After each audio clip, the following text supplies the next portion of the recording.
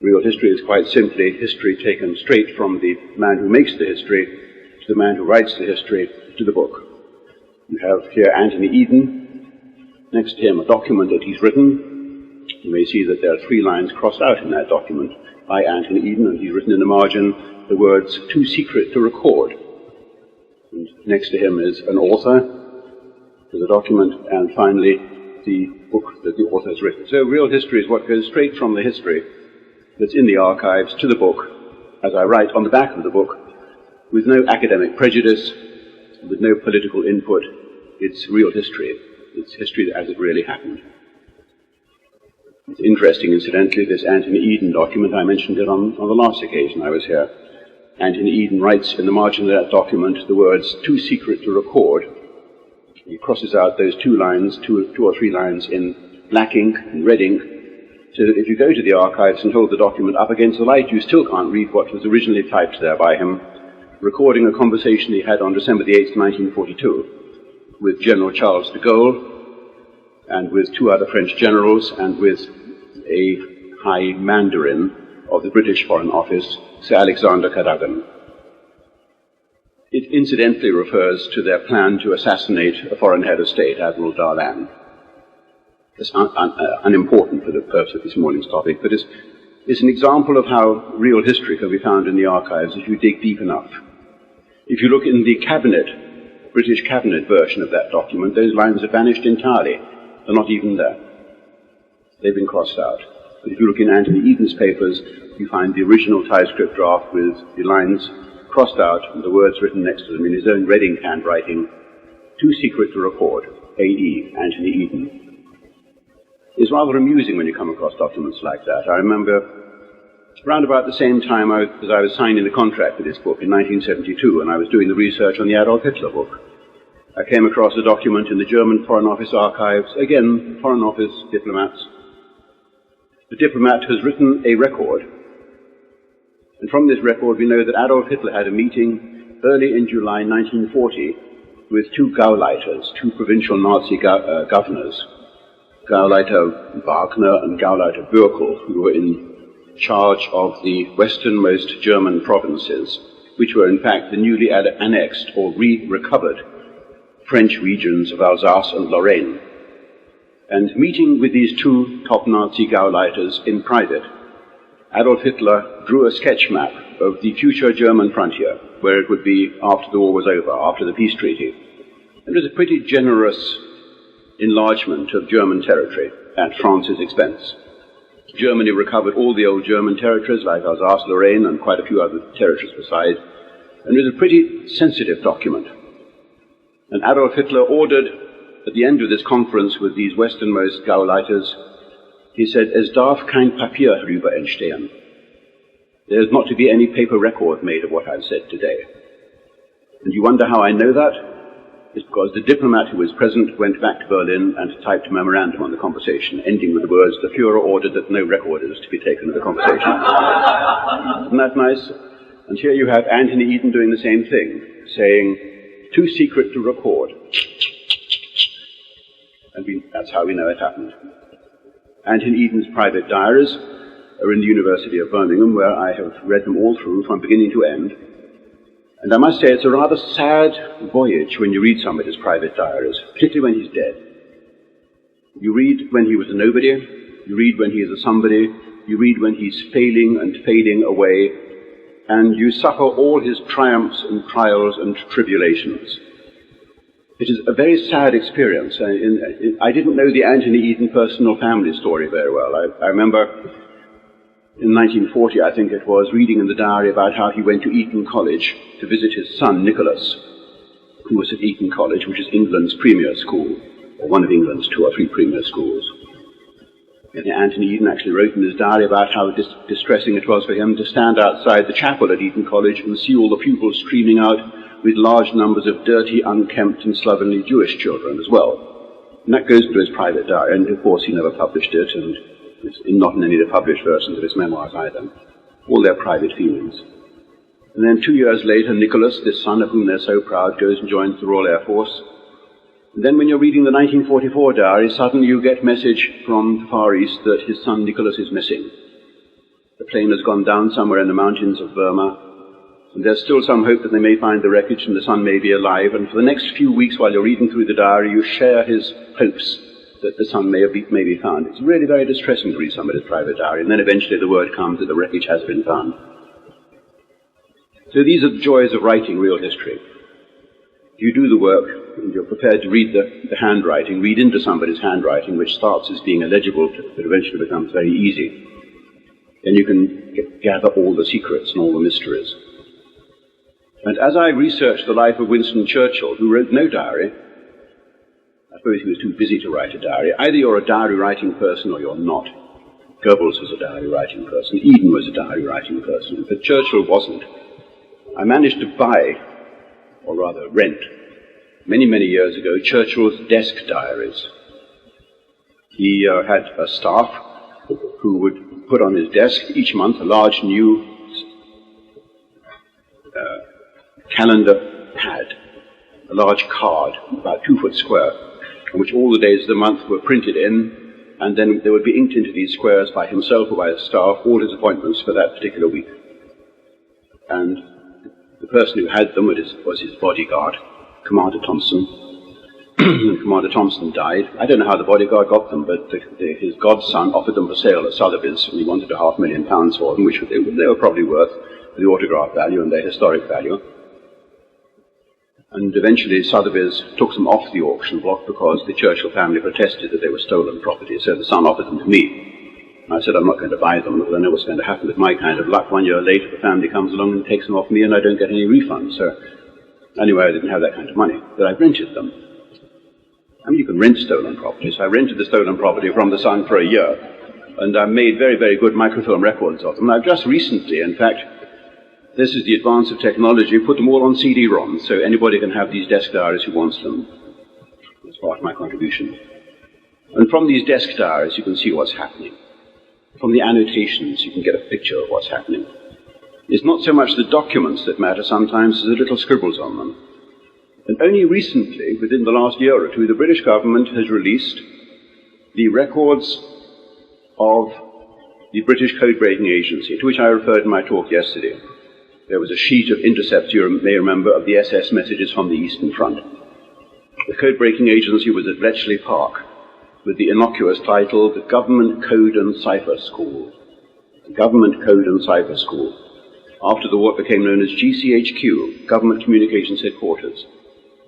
So secret that nobody was allowed even to use the initials GCHQ. The whole British code-breaking effort was so secret that they didn't even refer to the ultra-secret. The documents were stamped with the word ultra. Nobody was allowed to use the word enigma in post-war histories. Historians weren't allowed to refer to the British code-breaking effort.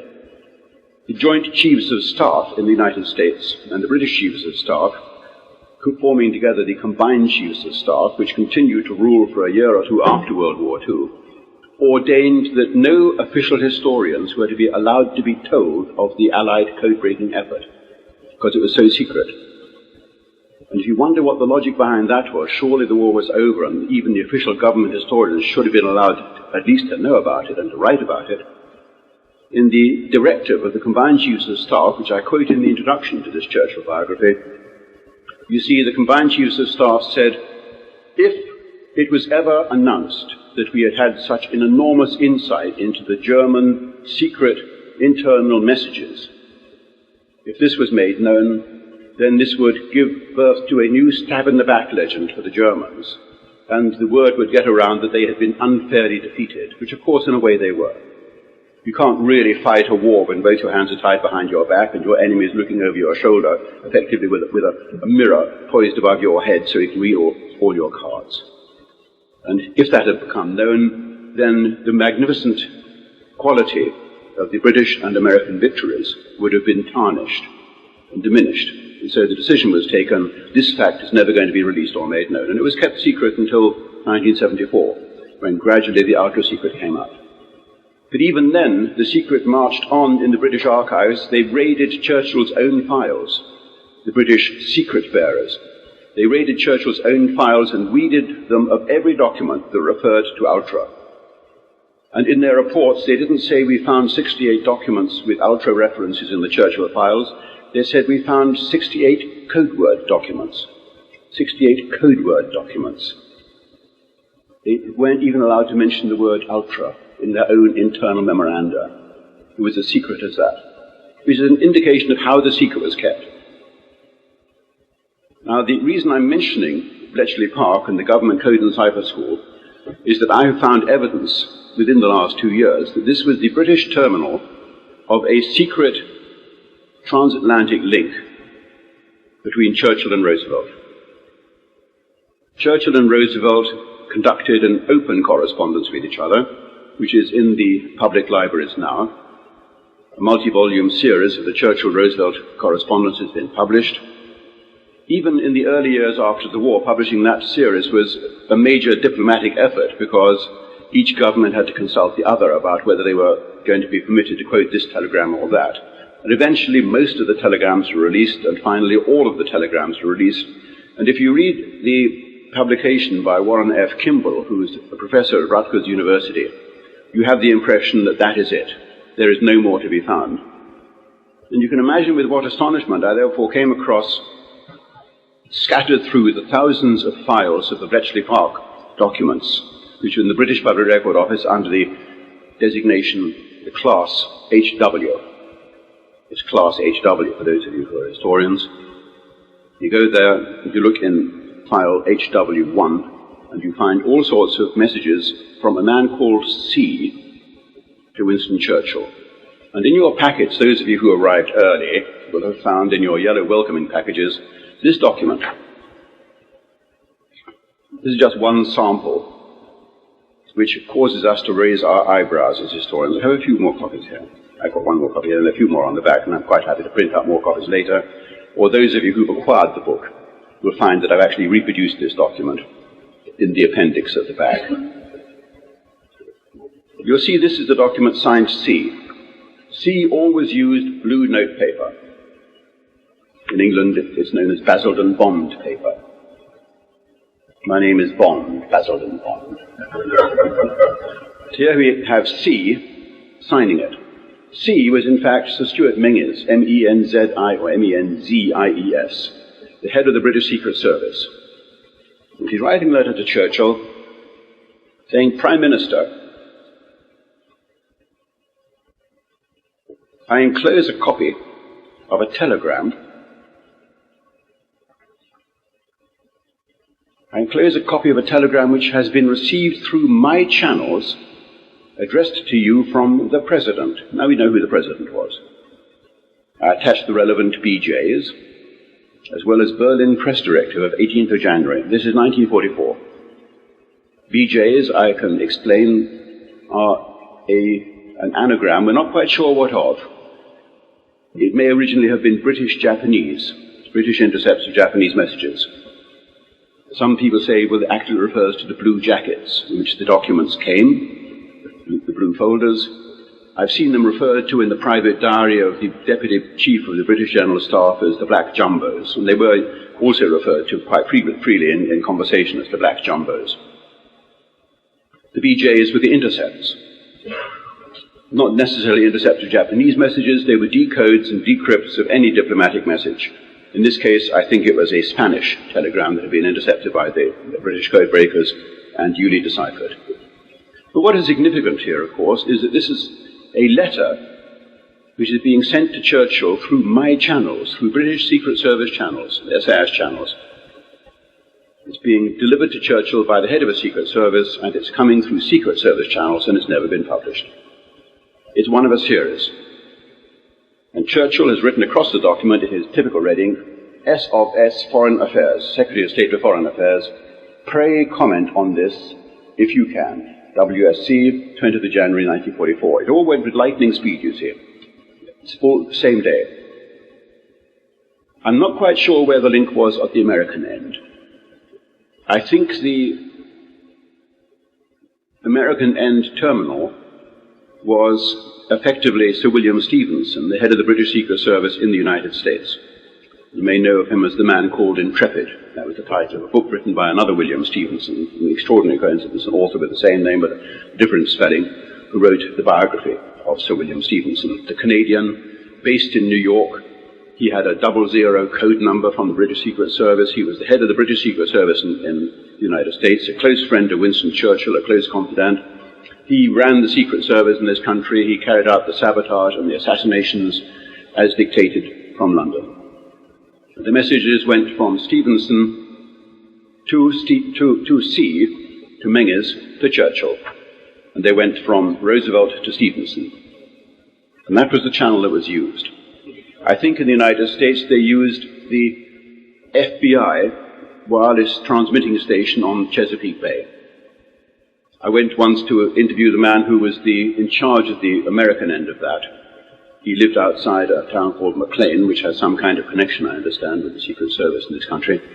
And I visited this gentleman about 20 years ago, and the conversation lasted only 35 seconds on his doorstep. And I told him what I was there for. He said, "I'm afraid I can't talk to you." He shut the door. So he knew more than he was prepared to talk about. The Americans gradually learned of this secret communication channel between Churchill and Roosevelt. And this may surprise that I put it like that. Roosevelt was communicating with Churchill, and his own diplomatic service, the State Department, didn't know it was going on. We know this was the case because the Undersecretary of State in the United States, a man called Adolph Burley, B-E-R-L-E, writes a very full daily diary, which is in the Roosevelt archives. And he describes paying a visit to Lord Halifax, who was the British ambassador in Washington, early in 1942, to ask him about rumors that there was a flood of top-secret code messages going through the FBI link to England and coming back through the same channels, of which the State Department were not aware. And the record written by Burley in his private diary says, "I took this up with Sir William Stevenson." Effectively, I'm paraphrasing this. I had to be careful because in the court in London I was accused of distorting documents when I quoted them like this from memory. It's a document I read 20 years ago. So paraphrasing, Burley writes in his diary, "I took this up with Sir William Stevenson, and Stevenson implied that it reflects a series of top-secret messages between the President and the Prime Minister." Whereupon Burley went to see Lord Halifax to ask him about it. And Lord Halifax said that he had questioned Stevenson about it, and Stevenson denied it. But Burley writes in his diary, "As I left him, I could see there was something of a sneer on Lord Halifax's face, and I think there's been some tall lying going on around here," which is a nice way of putting it. I quoted the actual passage in the Churchill biography. So these two great statesmen were communicating with each other through the back door, and only allowing the Foreign Office in England and the State Department in the United States to know about these communications and what was in them, whatever the President and the Prime Minister saw to be fit. I'd like to know what is in the rest of that communications exchange, and I've written to the British government about it, and I've asked them to search their archives.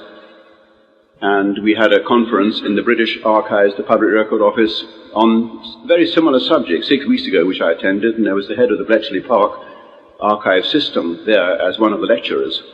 And that was the question I put to her. I said, "Is there still in your secret archives of Bletchley Park a Churchill-Roosevelt correspondence file?" And she said she wasn't aware of one. And I drew her attention to another document like this from the same file, which actually had at the top, written in handwriting, the word PM file, PM's file, Prime Minister's file, indicating that there was a special file kept at Bletchley Park for this secret channel of correspondence.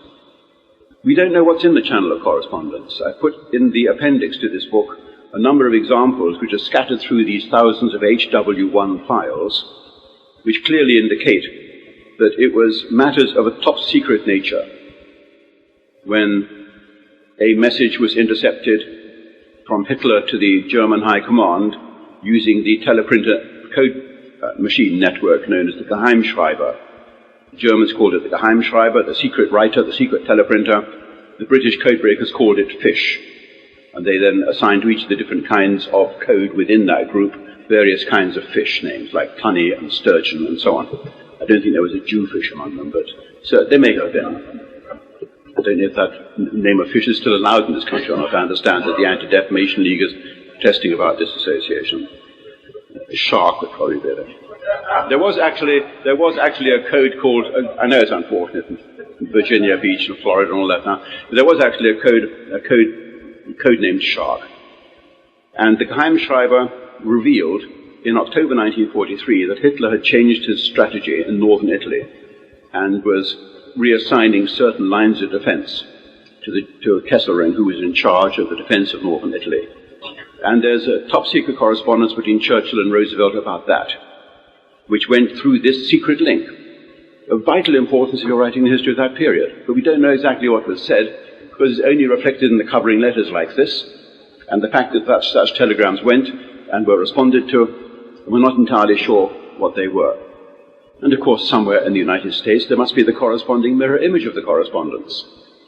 Probably not in the Hyde Park Library of President Roosevelt. It's probably in the NSA or at Arlington Hall or one of the other centers of archival depositories of the intelligence system in this country. This is what makes writing history such fun. Because we're looking constantly for something which we suspect is there, and you get a clue that it's there, and then it's your duty to dig deeper. And of course, if you're a conformist historian sitting in your book-lined cave plucking the books off the shelves, you're never going to find that kind of thing. Because the lines have been scratched out and they don't exist.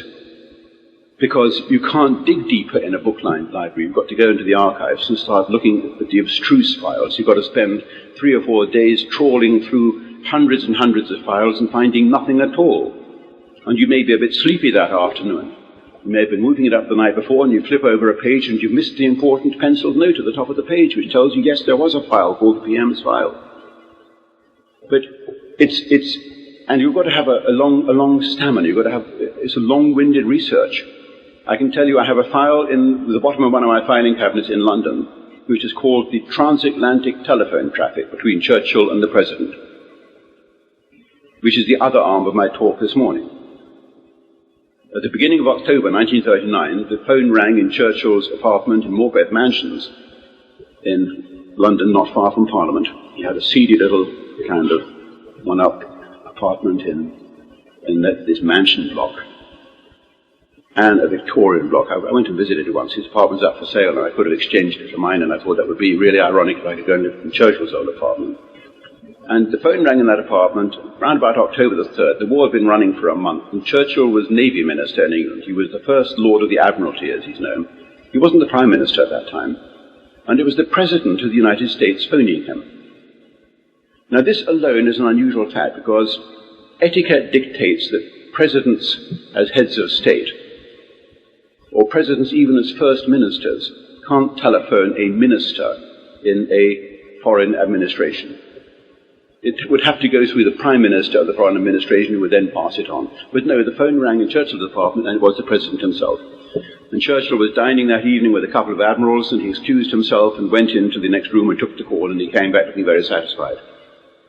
And a correspondence started at that time between Churchill as a minister for the Navy in Britain and Roosevelt as President of the United States.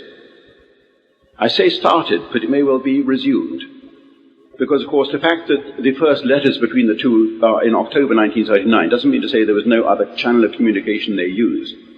I suspect that one channel they used was Felix Frankfurt, the eminent Justice of the Supreme Court in this country. There are references to that in Frankfurt's private diary in the Library of Congress, which indicate that he was conveying messages between the two men at that time. Churchill desperately wanted to bring the United States into the war, rather than making some kind of unsatisfactory peace with Adolf Hitler. And he had started communicating through these backdoor channels in a totally unconstitutional manner, and reprehensible manner, one would think, behind the back of Neville Chamberlain, his own Prime Minister, with a foreign head of state. Simultaneously, his son was taking up conversations with the Soviet government through the ambassador in London, Ivan Maisky. I know that from the Moscow archives. There are records in the Moscow archives of Maisky's telegrams reporting these conversations.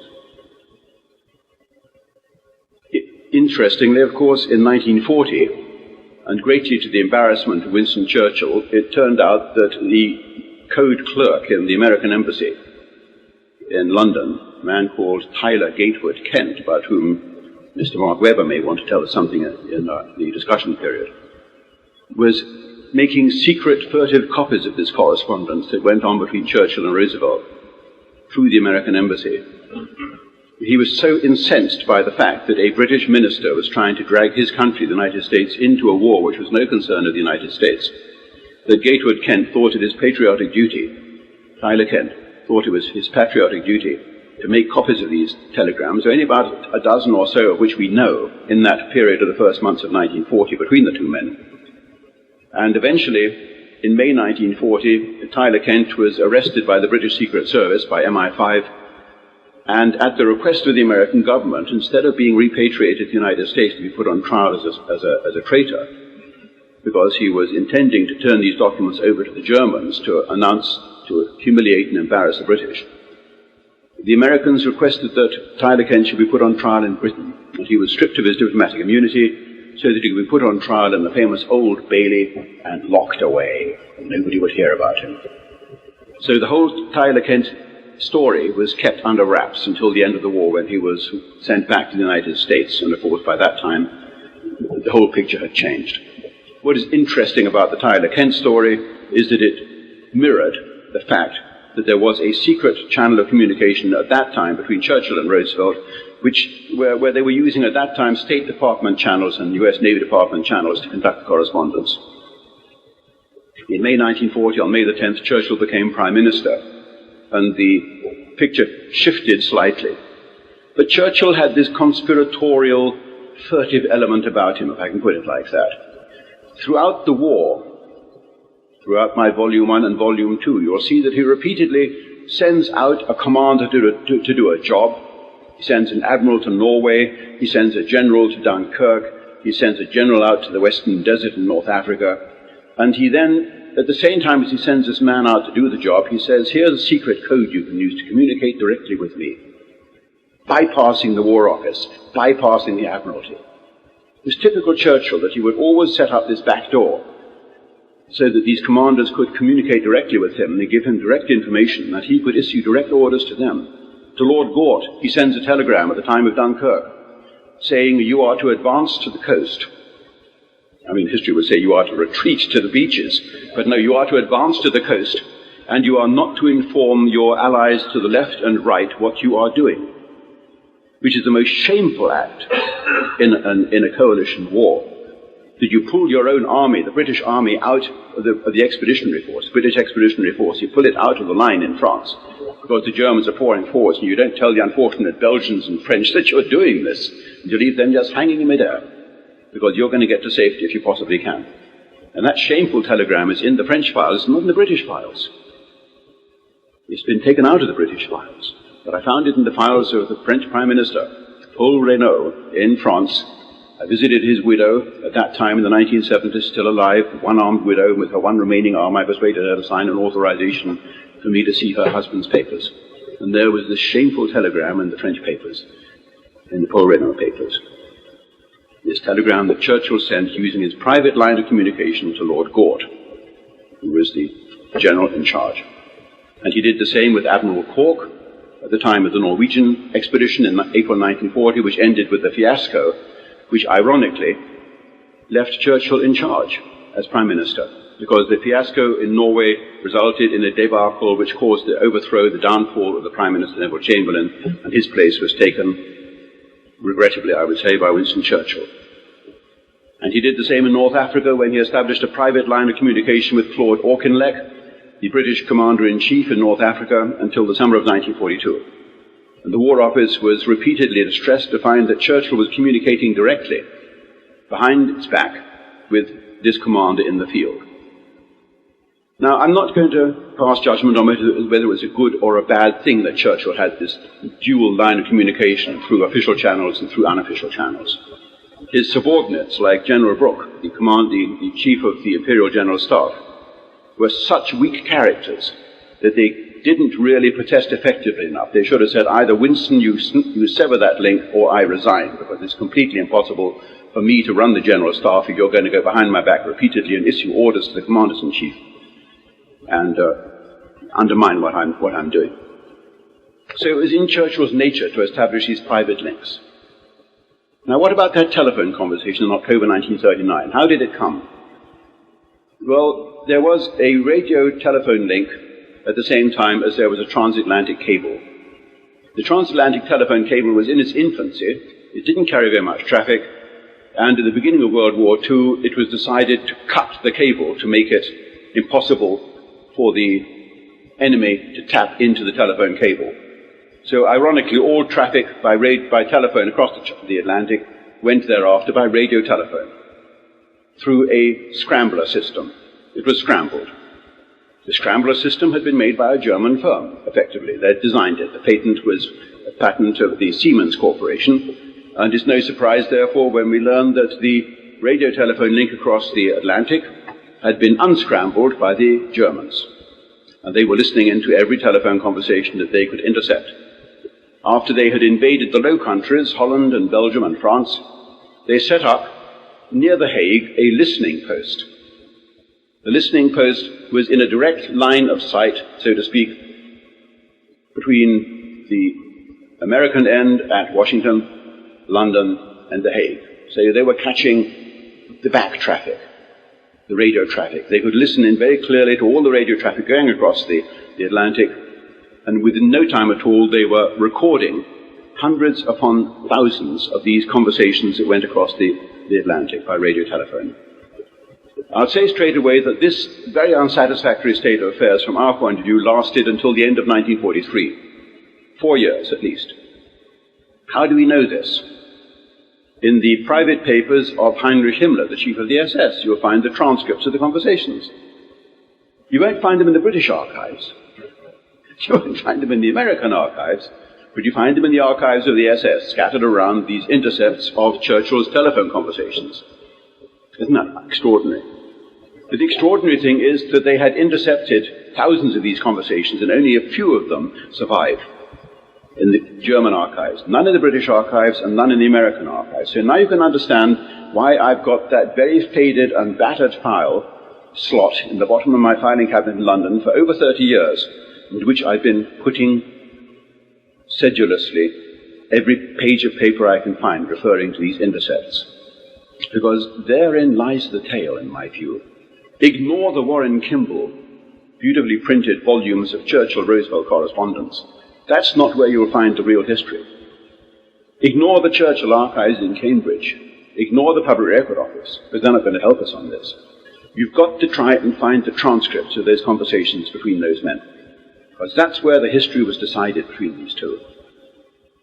Look at the private diary, not of Adolf Burley, not of Henry Stimson or somebody like that.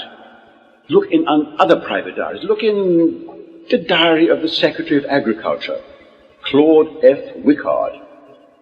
I was sitting one day in the Roosevelt Library in Hyde Park, and sitting opposite me was Schlesinger, Arthur Schlesinger himself, the grand guru, the historian on President Roosevelt. And we recognized each other instantly, I would like to say. Anyway, he knew of my work. He said, "Hey, I've read your book, Hitler's War, great book." And we went and had lunch together. And I said, "What do you make of that conversation in November 1941 that Roosevelt had with his cabinet?" There was no Roosevelt cabinet, but there was a kind of a kitchen cabinet where Roosevelt called in all his ministers. And unlike the British cabinet, which kept detailed, meticulous records, which are sanitized, of the cabinet meetings, there are no records of the American cabinet meetings. No official record was kept, no minute was taken, which makes it difficult to write history. Were it not for the people who sat around the table, chewing their fingernails, biting their pencils, and writing private diaries afterwards. Claude Wickard. And Schlesinger said, "What do you mean, the Wickard diary?" And I said, "You hadn't read the Wickard diary then. It's up there on the shelves here in the library. The original handwritten diary of Claude Wickard, the Secretary of Agriculture." He said, "Well, Jesus, perhaps I ought to have a look at it then." And that's what encourages me when I find that even a great historian, a truly great historian like Schlesinger, it hasn't occurred to him to read the diary of the Secretary of Agriculture, because you think agriculture doesn't really play much of a part in the war, does it? It does, of course. You can't fight a war without a good harvest. Look at 1939. Look at 1938, the Munich Treaty. So, what do we find in the Wickard diary? He's writing a record of every Friday cabinet meeting that President Roosevelt holds. And on, I think, November the 4th, or thereabouts, 1941, a month before Pearl Harbor, Roosevelt says, "I had a conversation a day or two ago with Churchill, with the Prime Minister.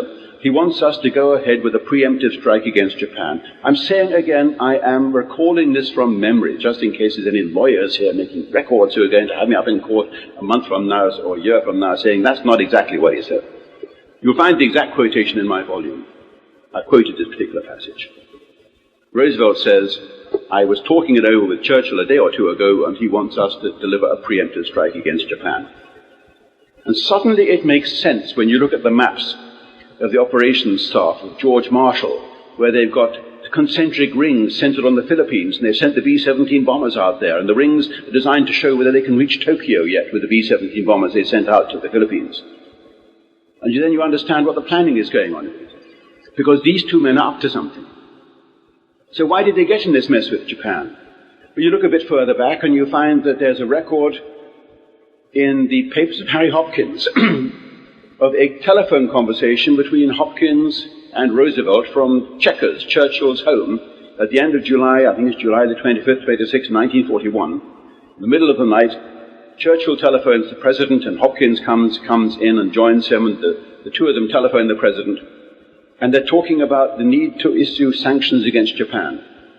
And those of you who are familiar with the story of the run-up to Pearl Harbor know that the sanctions against Japan were what triggered the Japanese decision to go ahead with the attack, because they were effectively going to run out of oil 3 months from now.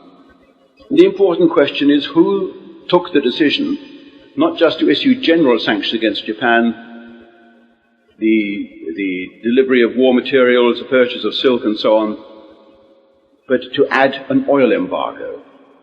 The oil embargo against Japan that was pronounced on, I think, July the 26th, 1941, was what brought about Pearl Harbor.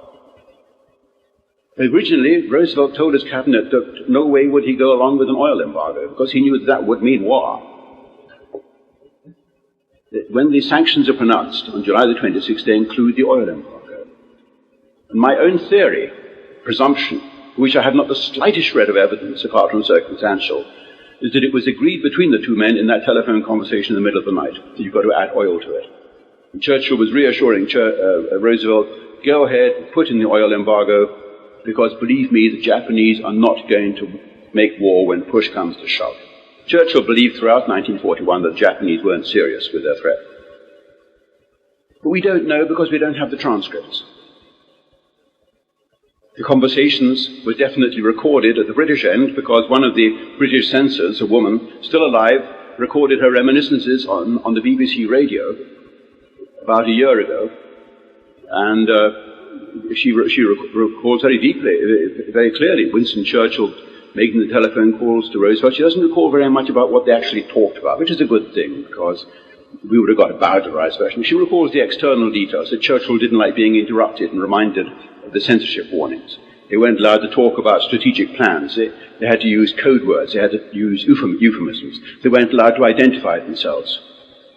You'll find there's one hilarious telephone call that Anthony Eden makes in this book, my second volume. Anthony Eden telephones Winston Churchill on May the 21st, 1943. Churchill telephones Anthony Eden. Churchill is in Washington, visiting Washington, on May the 21st, 1943, and Roosevelt has read him the riot act over General de Gaulle. He's becoming increasingly obstreperous, more communist-aligned, more hostile to the Allied cause, causing increasing difficulties, and Roosevelt is dropping broad hints that it is time to terminate General de Gaulle with extreme prejudice, to use modern language. And Churchill telephones Anthony Eden, who's running the show back in London. Churchill telephones Anthony Eden, and the two of them use code names for each other, and they use code names for everybody else. And Churchill tells Anthony Eden that the president here has caused him immense problems over Joan of Arc. Everybody understood who Joan of Arc was. That was Charles de Gaulle. And the president has insisted that immediate steps should be taken to get rid of him. And the conversation goes on like this, and we know that this conversation took place because it was intercepted by the American Navy and transcribed. You wonder why the American Navy had anything to do with this. Well, the answer is that the American Censorship Bureau that was set up at the time of Pearl Harbor divided these censorship jobs into various fields. And this interception of telegraphic and telephone communications abroad and overseas was the job of the U.S. Navy. They had the best capability, and under a man called Captain Fenn, F-E-N-N, the Censorship Bureau was set up, and Captain Fenn sent a telegram to the State Department that night with the transcript of the conversation between these two Englishmen, which has been intercepted. And halfway down the transcript it says, at this point the conversation was interrupted and we are able to identify who the speakers were, because when traffic was resumed, the London end came on and said, hello, hello, is that you, Winston? So forget about the need for secrecy. Churchill on one occasion telephoned the White House when he was in Florida and said, I'm going to be coming back from Florida to Washington on Tuesday. I can't tell you the means I'll be using for security reasons, but it'll be a choo-choo. So he wasn't all that security conscious, and this is an important thing to remember, because in October 1943, the Americans were fully aware from code breaking that the Germans were listening into the radio telephone line across the Atlantic. And of course this gets very difficult, because you can't reveal how you know these things.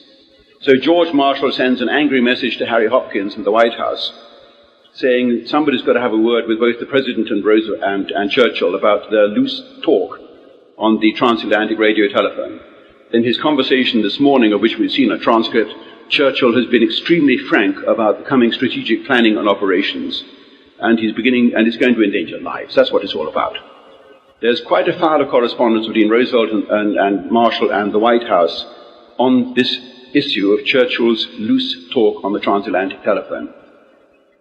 And the infuriating thing is, we know from the British end and from the American end that transcripts were made of these conversations. At the American end, as I say, the US Navy Department made the transcripts on behalf of the Office of Censorship, the Bureau of Censorship.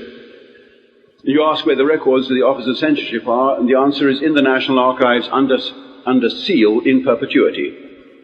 President Truman, at the end of World War II, issued an executive order that the records of the Bureau of Censorship were to be kept sealed in perpetuity. No one was to be allowed to see the actual transcripts or the letters that were intercepted. There was a corresponding office at the English end, the Department of Postal and Telegraphic Censorship, under Sir Edwin Herbert, who actually advised the Americans on how to run such an operation. At that time, the Americans took advice from us. We effectively set up the CIA for Europe. We sent over the British Secret Service, and we set up, first of all, the OSS. We provided the initial officers for the OSS, and eventually the Americans took it over after we had set the operation up. The same with the Bureau of Censorship. We told you how to open letters without letting it be seen that they've been opened, how to intercept radio traffic, and so on. At the British end, the records show quite clearly that transcripts were also made. The directives state that the person who initiates the conversation is to have a transcript made. So somebody sat down there writing a longhand record of every telephone conversation. And these transcripts have vanished. And they're going to be worth looking for. I have had a 35-year search for them, both at the American end and at the English end, looking for the transcripts of the telephone conversations between Roosevelt and the Prime Minister in England, because that is where we're going to find out the real hidden history of World War II, how these two men steered things and guided public opinion and took the decisions while still leaving their general staffs in the blithe belief that they were the ones who called the shots. They didn't. And that's what this talk has been about. Thank you very much.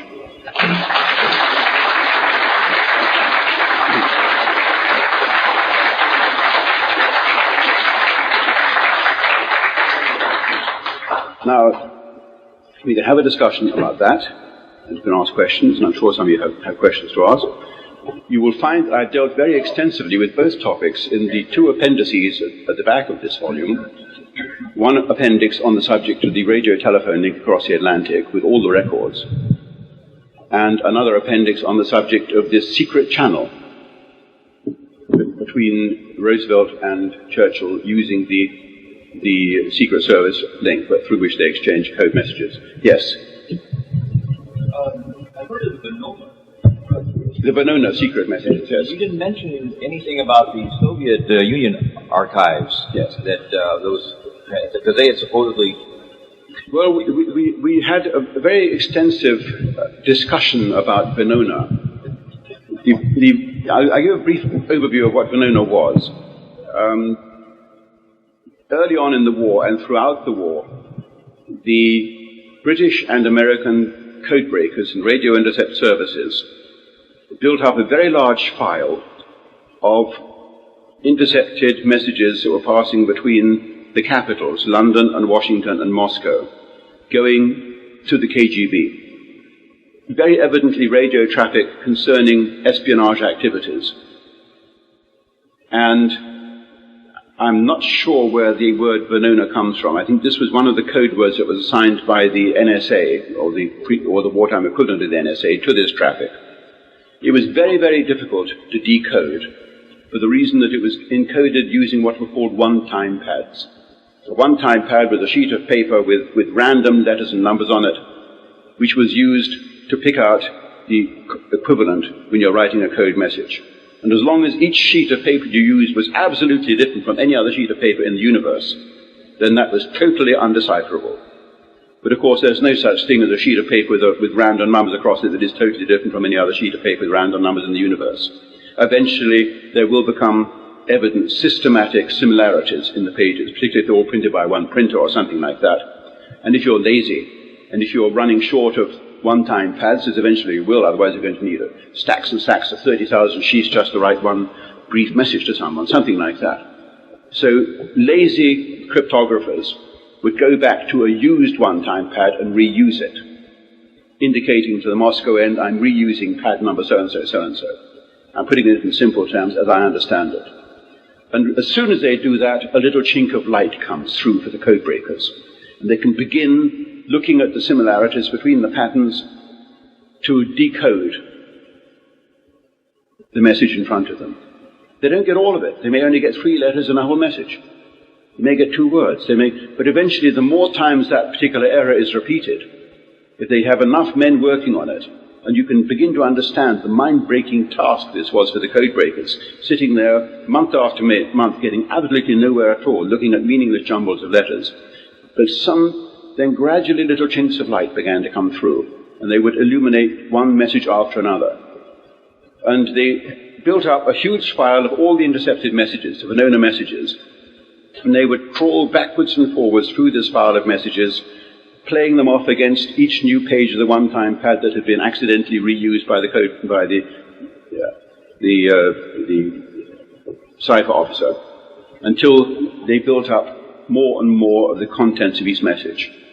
And the whole Venona file has now been released by the NSA in this country, and you can see there, I think it's something like 100 messages altogether that they've managed to make sense of. Some of them they made sense of all of them, some of them made sense of none of them, some of them they've only got the sender and the recipient. Most of them use code names for the people they're talking about, but you can work out who it is, because the code names are sometimes very transparent. I'm repeating to you what I've learned at this PRO, Public Record Office session in England about 6 weeks ago on the Venona case. It doesn't really concern what I've been talking about here, though. That is the end of that particular story. It's a fascinating subject. The code-breaking messages are the ones that are the most important, in my view.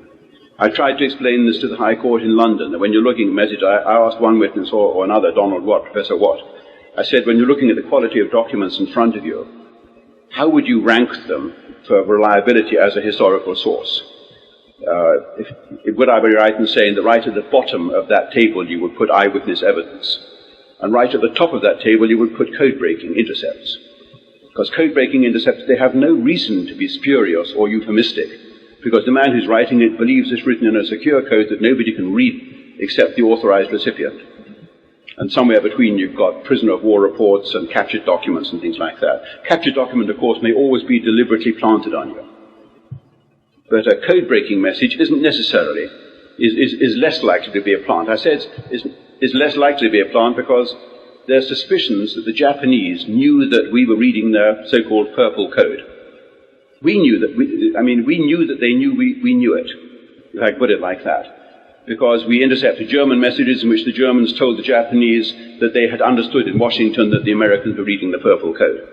So there, after that point, which is May 1941, you've got to look at every purple message with a little bit of a suspicion, saying, well, although we appear to have cracked this message about Honolulu, the man in Honolulu being given orders to provide an exact grid chart of the layout of the battleships in Battleship Row and Pearl Harbor, is this something the Japanese want us to know that they've ordered? It becomes quite complicated once you know the enemy knows that you know, so to speak. But I think that the Japanese forgot that we knew about Pearl Harbor. It's as simple as that. So we're off your Venona track. But as I say, Venona has nothing to do with Churchill or Roosevelt. Yes. Would it be correct to presume that the Germans knew of Japanese plans to bomb Pearl Harbor? And if they did, once the Japanese attacked Pearl Harbor, it's my understanding that Germany was under no treaty obligation to declare war, but rather exercised their discretion. I could be wrong on that, but the final part of my question is, why then did Hitler exercise his discretion to declare war on the United States? Three totally separate questions, right? Yes. Starting with the last one, Hitler decided to attack the to attack the United States quite simply because the United States was already at war with Germany. Admiral Raeder, the commander-in-chief of the German Navy, repeatedly came to Hitler and said that the U.S. Navy has been given orders to shoot on sight. Our submarines are operating at extreme disadvantage in the North Atlantic. Repeatedly, we're getting U.S. warships under the sights, under our periscope sights, so we could torpedo them. We're hamstrung by the orders you've issued, which prevent us from doing that, even though these are obviously warships engaged in offensive actions against us. Please make a formal declaration of war which enables us to do what we're there for. Because otherwise we're losing the war in the Atlantic without even being able to fight it. So Hitler was just regularizing a status quo, that the war in the Atlantic already existed. What Hitler didn't anticipate when he declared war on the United States, he thought it was a cheap declaration to make because the United States was going to have its hands tied fighting Japan. He didn't expect the United States to take the unexpected step of declaring Germany first, that we will deal with Germany first and then turn around and settle the Japanese problem, which was, in fact, a strategic miscalculation of war-losing proportions, because if you think about it, Japan couldn't have won the war without Germany being still in the war. And the moment Germany was out of the war, Japan's fate was sealed. So it was quite obvious that the Americans would have to deal with Germany first, unless public opinion and sentiment over Pearl Harbor grabbed the American lion by its tail and swung it round to face across the Pacific. This brings back the question of whether the Germans knew about Pearl Harbor in advance. They didn't know about the intention to attack Pearl Harbor. There had been serious hints dropped by the Japanese ambassador Oshima, General Hiroshi Oshima, who was the very capable Japanese ambassador in Berlin. Over the previous few days, he had said things like, you must understand, he'd said this to Ribbentrop, the German Foreign Minister, you must understand that we need some kind of word from you about what your steps will be. Things may happen sooner than you can imagine. Japanese being an ambiguous language, that kind of sentence could be translated several ways, but the meaning was quite clear, that if you hesitate, he who hesitates is lost. We are about to do something, and this is the time for you to run your colors up the mast as well. I know from Hitler's own personal staff, who described it to me, that when the word of Pearl Harbor came, Hitler was completely stunned. He'd never anticipated this. It had come at a very low point in his own fortunes. On December the 2nd or 3rd, the Soviets had begun a counter-offensive. The German army in the east was in a desperate position. Its tanks weren't starting in the extreme cold. The guns weren't firing. The explosives were fizzing. The German army was all but lost. It was in retreat and abandoning its heavy equipment. And Hitler was in a very sorry pass when the word came that night.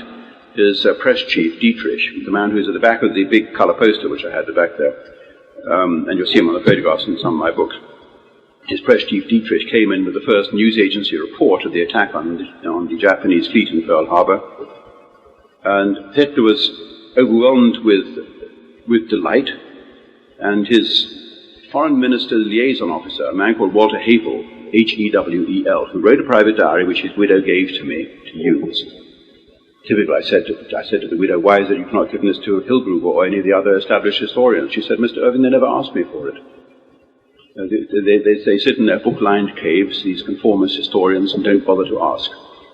And in this handwritten diary, Walter Hewel wrote down Hitler's words that night.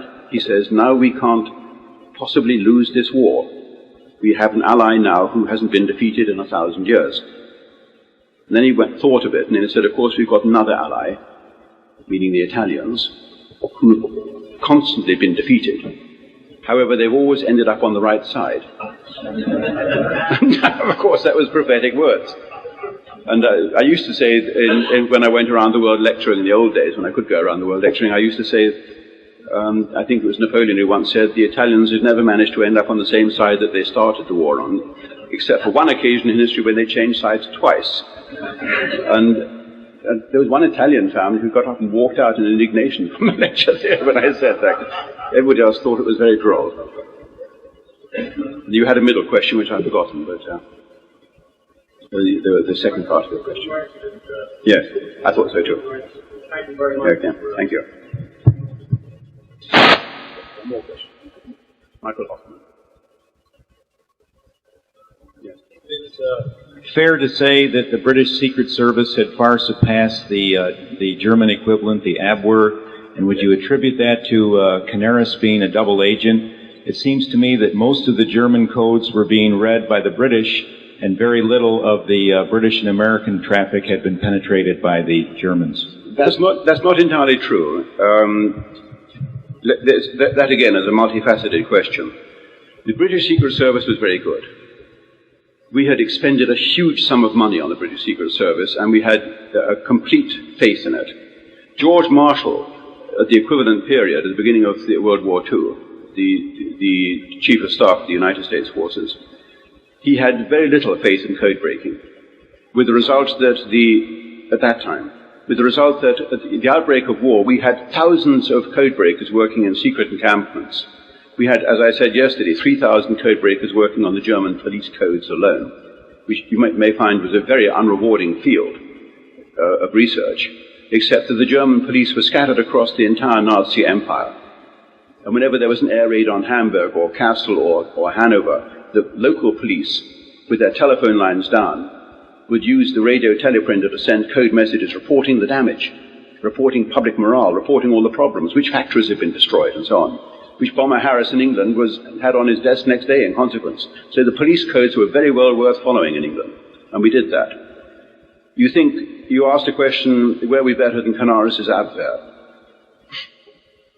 Well, I knew the widow of Canaris. I corresponded and visited her once when I was on the hunt for the Canaris diaries. Canaris wrote diaries, which exist somewhere, but I think they're buried and someone's forgotten where they are. Perhaps some widow threw them out with her late husband's papers, I don't know. Canaris, in my view, was incompetent.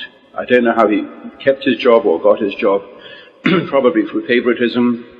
I know that he was very close to Field Marshal Keitel, the chief of the German High Command, who protected him, and was deeply shocked and felt betrayed when it turned out that Canaris had been harboring treacherous thoughts. Canaris was finally hanged on April the 8th, 1945, in Flossenburg concentration camp. And because by that time the Gestapo had raided his files, had found the diaries and established that he had been plotting to overthrow Hitler and that he had been harboring these treacherous thoughts. It has always attracted the attention of historians of a certain bent, the question whether Canaris was hand in glove with the British Secret Service. I don't think he was. I would have been inclined years ago to say, being by nature conspiracy theorist, probably he was, but having worked now so extensively in the archives that have been released, I've not found the slightest trace of it. Neither first order, nor second order, nor third order evidence, no reference in private diaries, nobody hinting at our man at the top level and Hitler's headquarters, nothing that you would expect to find were that the case. I think that Canaris damaged the Nazi cause by his bungling and by the fact that he was so easily duped by our extremely clever deception tactics. I'll give you one example of how we duped him, and this is the case of the famous Man Who Never Was. It's dealt with in this book, Churchill's War, Volume 2. We took a corpse of a gardener, a Welsh gardener, who had tried to kill himself, or succeeded in killing himself finally, by swallowing a weed killer of a certain kind which left very few traces on the body. And we promoted that corpse of this Welshman to a Marine officer, dressed him in Marine uniform, kept him beautifully preserved for a couple of months, and then floated him out of a torpedo tube in a submarine off the coast of Spain, chained round his neck a courier's valise containing top-secret letters from London to Mountbatten and Eisenhower and others, revealing accidentally the location of the coming in next operation in the Mediterranean. Not against Sicily. Oh no, that's the grand decoy operation that we hope the Americans, the Germans are going to fall for. We're going to be invading Greece at the other end of the Mediterranean. But it was all done beautifully. Heavy-handed British humour. I hope you're going to bring back a few cans of sardines. Ho, ho. Sardinia, this kind of thing. If the other operation has to go ahead instead. And the whole operation, I've read the whole file through now. It's just been released in England. The Man Who Never Was. The whole file is there with the way that the body was prepared, the way that everything that was put into his pockets was prepared, the dance hall tickets, the phony existence that was created for him, the letters from a bank manager asking about this £4, 7 shillings and sixpence overdraft, and when it was going to be returned, and his efforts to deal with the overdraft because he wanted to buy a ring for the fiancée that he had just met at the dance hall, and sure, there was the dance hall ticket in the other pants pocket. Beautifully prepared, the way that this man's phony identity was created, because they knew that the Gestapo would check up in England through its agents to find out if there was such a dance hall, and was there a dance that night, because the evidence contained in these letters was of such strategic importance that the Gestapo would undoubtedly go to enormous lengths to check it up. So the body was floated ashore. It landed off Cadiz. The Spanish Secret Service got hold of it. They got hold of the case. British naval attaché in Madrid, who had been tipped off to keep an eye open for word of a marine corpse being found and brought ashore. He reported to London duly 3 or 4 days later. Yes, a body has been found, and we've been contacted by the Spanish Admiralty with word that this body has been found. Apparently it crashed in a Catalina. There was a Catalina seaplane, rubber boat, dinghy found floating not far away from the body. That too had been pushed out through the torpedo tube of the submarine to create the image. And then, of course, the anxious wait. Will the Spanish do the decent thing and turn over the body untouched, or will they open that case? Eventually the case was handed back. I mean, very obligingly, the courier had the key to the case in his other pocket. The case was handed back by the Spanish authorities to the British naval attaché in Madrid. And they opened it, and there were all the letters still inside, and they were still sealed. So the question was, had the Japanese got hold of the documents inside and resealed them by magic or not? And 5 days later, Churchill is in Washington. This is May the 21st, 1943, the day of that telephone intercept. And he gets a message sent by pouch across from sea, one of these blue letters. This Operation Mincemeat was the name of the actual operation. And the message said very briefly, Operation Mincemeat, the enemy has swallowed the bait. Because the code breakers in Britain had intercepted messages going down the fish channel, the Geheimschreiber, from Berlin down to the outposts in Greece and in Sardinia, warning that the British were going to be invading and that certain secret documents had fallen into the hands of the German Abwehr. But there's a rider to this. Who believed these documents?